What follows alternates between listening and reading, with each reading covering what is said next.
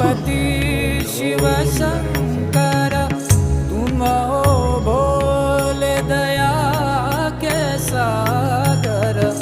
दूर करो सब दुख हमारे, दूर करो सब दुख हमारे। शंभो शंकर नमः शिवाय गिरिजा